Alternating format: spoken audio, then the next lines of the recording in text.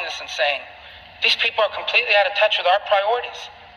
They've abandoned all common sense. The list of things that prove this are extraordinary. One of the things I see a lot in South Florida are people that have been in this country, they maybe came from Cuba 45 years ago. They've worked here their entire lives. They retire. They get $800, $900, $1,000 a month from Social Security.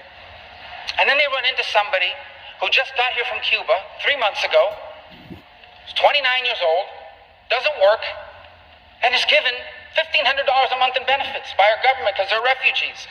That refugee, a year later, is traveling back to Cuba 15 times. So you're a refugee fleeing oppression from a place that you now go back and visit 15 times the following year. And in the meantime, we're giving you Medicaid, food stamps, health care for your children, cash payments from the refugee fund. So imagine if you've been working here for 40 years and your Social Security check is smaller than the benefits going to a 28-year-old able-bodied person who just got here. That's real. That happens. That's happening every day. That makes no sense. How about this one? Biden has issued a visa ban and sanctions against Israeli settlers. Where's the visa ban and sanctions on Hamas supporters who are here on student visas? We would never have given them the visa if they were Hamas supporters, but now that they're here, they can go up and down the street calling for intifada, saying anti-Semitic stuff, tearing down posters. We haven't taken away a single student visa or any other visitor visa. Go after the Israeli settlers, but not after the Hamas terrorists and Hamas terrorism supporters in our own country? That's happening. When the horrible events of January 6th happened, within hours, we had fences, the tallest fences you've ever seen, barbed wire, National Guard from multiple states. We had more National Guards people here than we had members of Congress, 5 to 1. Great people, sleeping in the kitchen, sleeping in the dining room. This place was protected. When a state decides we're going to build a fence and deploy the National Guard to protect our state and our sovereignty, let's go to the Supreme Court and force them to tear it down. So you'll build a fence and flood this place with National Guard to protect yourself in this capital, but you won't do it to protect our country. That makes no sense to people. That makes no sense. How about this? You know the leverage that Russia, you know why Russia, one of the reasons why they invaded Ukraine? Because they believed that Europe was so dependent on them for natural gas, they wouldn't do anything about it. And so Europe is doing something about it. And the U.S. says, and we will export our natural gas surpluses to you, so you don't have to depend on the Russians. And what does this administration do? They suspend LNG exports a couple weeks ago because a handful of TikTok influencers demanded it because of the climate. That makes no sense. But they did it. On issue after issue, we either have lost all common sense or we are consistently ignoring the needs of everyday hardworking Americans and putting something or someone above them over and over and over again. And that's why people lose faith in institutions. That's why they lose faith in leaders. That's why they lose faith in our process. That's what leads to populism. In the history of the world, you look at it over and over again. When people believe that their needs, their legitimate needs, are being ignored by the people who run the government, in the modern history, they have gone in one of two directions, and they are both toxic. One is socialism, the promise of the victim against the oppressor, and government's going to fix it all by controlling the economy and your lives. And the other direction they go is ethnic nationalism. The argument that all of this is happening because somebody of another race, another color, another religion, they're to blame. One of your fellow countrymen are to blame. That's the danger in all of this. And that's why it's always so important that in a republic is capable of understanding and responding to the needs of people. And in our country, it's a people that for the better part of 25 or 30 years we're told, it doesn't matter that we're going to send our factories and our jobs halfway around the world to another country. Don't worry, you're going to learn how to code. I mean, you're going to find a new job making a lot more money. Well, they never got to learn how to code, and they never found a better job, and they gutted our cities and communities and took them apart. They're tired of being put in second place. And it's happened too often. And it's happening here again now. And that's why I'm not going to support this bill. Because it violates our most important responsibility, and that is to give voice to the people of this country and stop putting them in second place behind everything and everyone else. I yield the floor. The gentlelady from Michigan, I have to say, an early co-sponsor of Home Rule for Healthy Kids, Congresswoman Slotkin, for 5 minutes of questions. Thank you, Mr. Chairman. You're almost done. You're getting down to the dregs of us here, so almost out.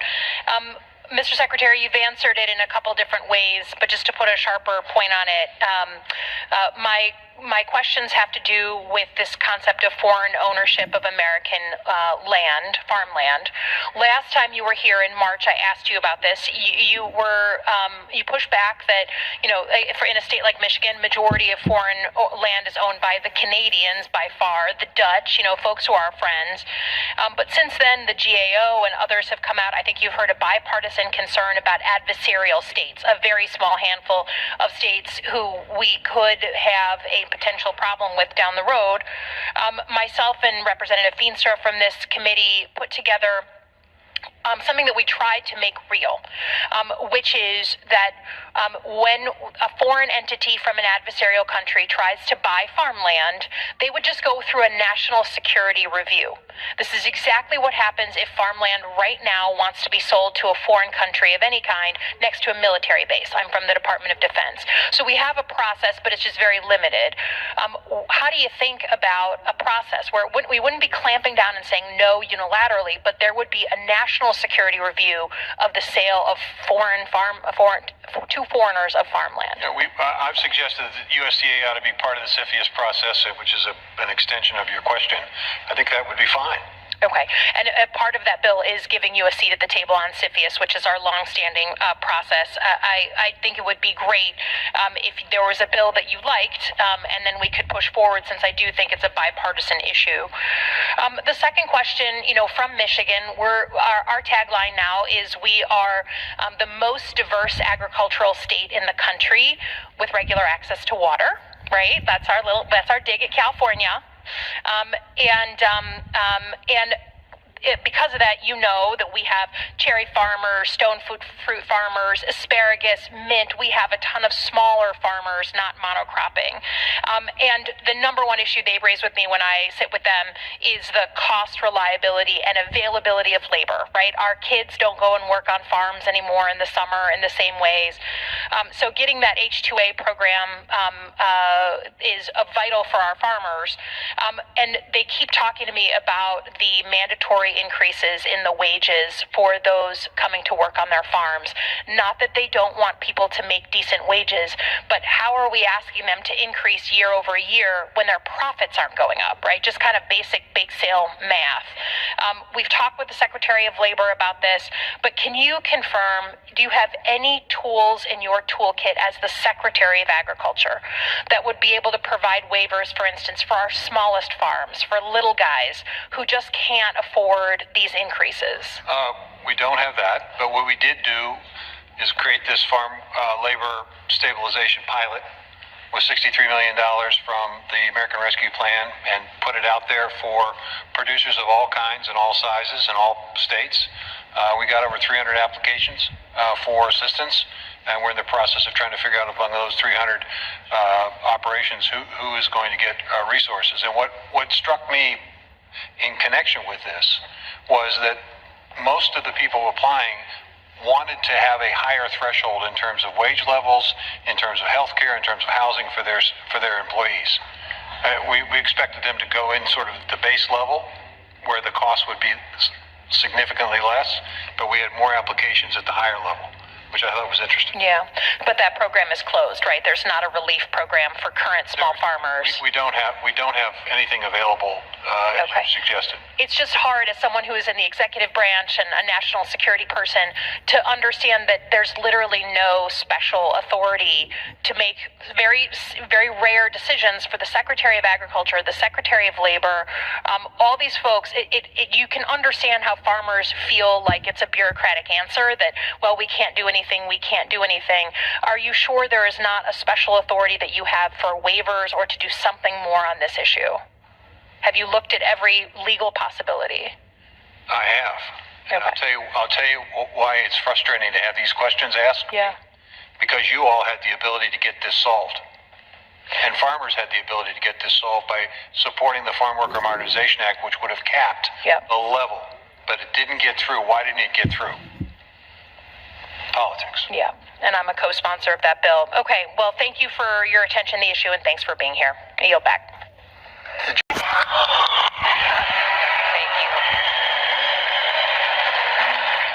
Good afternoon, CPAC. What an honor to be with all of you today. It's so great to be with all of you. Thank you for being true patriots and for loving America. You know me. You've met me before, and you know my background and my history. I'm a farmer, I'm a rancher from South Dakota, who is now blessed to be the 33rd governor of the great state of South Dakota. Now, I was raised by a family who worked very hard. They solved problems, they believed in personal responsibility, in not sitting around and waiting for the government to be the answer. I still love the outdoors. Most of the time working in the dirt and being comfortable in my jeans and wearing a ball cap, but as governor, my hours are often filled with something very different these days. I'm here today to let you know that 2024 should not be a year where we get hung up on party politics, where one-issue disagreements, or picking our leaders based on how long they've been in the U.S. Senate, or how many speeches they give each year. This election, the choice is clear. There are two kinds of people in this country right now. There are people who love America, and there are those who hate America.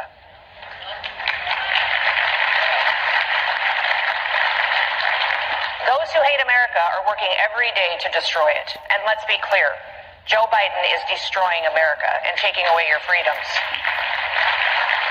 We can't just sit around complaining about it anymore. We need to do more. You know, I was recently asked an interesting question by a group that I had the chance to speak to. It was a leadership class, and they asked me a question from the audience and said, Governor Noem, how do you make your hard decisions? And I thought about it for a minute, and then I just said, you know what? It isn't hard. It's easy, because I know the foundation that I need to start from with every single decision that I make as governor. I went on to tell them a little bit about how when I first started to run for governor of our state, it was clear that it was going to be a very different race than I had ever run before. It was showing up in my polling that it was going to be an issue that I was a woman.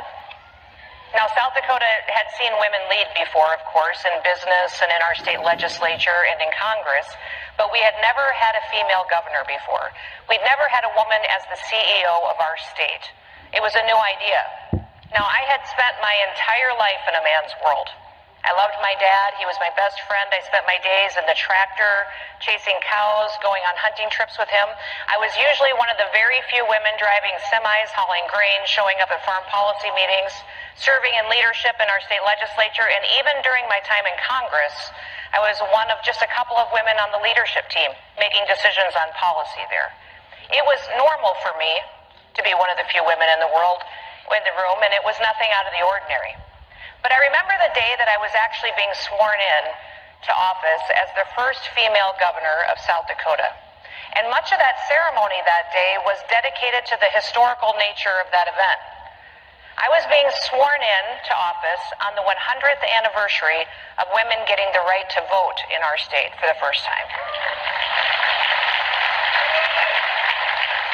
And as the ceremony went on and the speakers continued to point out the significance of this 100-year anniversary and me taking the oath of office, it really started to hit me. For the first time, I thought to myself, wow, this is kind of a big deal. I looked around the Capitol Rotunda and I saw it filled with hundreds and hundreds of people, but for the first time, I started to notice all of the little girls in the room and all the women. And I realized that this really was going to be a part of history. They were getting to see somebody who looked like them take on a very different role. For the first time, I started to get nervous. And I thought to myself, I better not screw this up. As I stepped up to be sworn in by our Chief Justice of our Supreme Court, placed my hand on my dad's Bible, and I raised my right hand, I realized that I was only making two promises to the people of South Dakota. I was promising to uphold the Constitution of the great state of South Dakota and to uphold the Constitution of the United States of America. 2 promises. I can do that. So from that moment on, every decision that I make starts with asking the questions, is this constitutional? Do I have this authority as governor? What authority do I not have? What is the responsibility of the people? I think all of you know a little bit about the decisions that I've made as governor of our state. The last several years, we saw government leaders in other states use fear to control people. They used fear to promote their agenda of socialism and control. Now, that has not been our story in South Dakota. They took away, in other places, people's freedom of assembly. They took away their freedom of religion and their freedom of speech. And now, they are threatening our state's rights to protect our people. Now, I was the only governor in this country who never once closed a single business.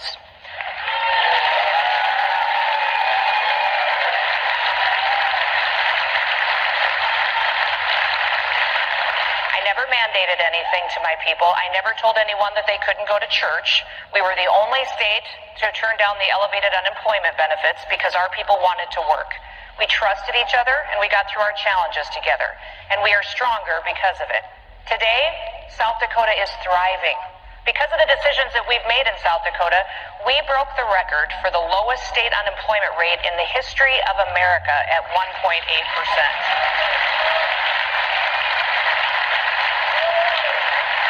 We have unprecedented population growth, historic revenues, a AAA credit rating, a fully funded pension system, and we have paid off debts.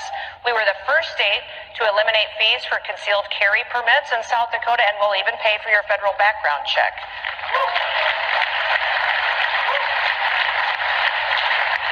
When the federal government tried to push the central bank digital currency, we were the first state in the nation to veto that bill and to say, no way, not here. We have built roads, bridges, dams, and even a railroad. Who builds railroads anymore? South Dakota does. We do. We put high-speed internet access across the entire state. We have the highest birth rate in the nation. People have hope. People are having babies, and I love it. We do not have an income tax. We have no personal property tax. And last year we passed the largest tax cut in our state's history by lowering our sales tax to 4.2%.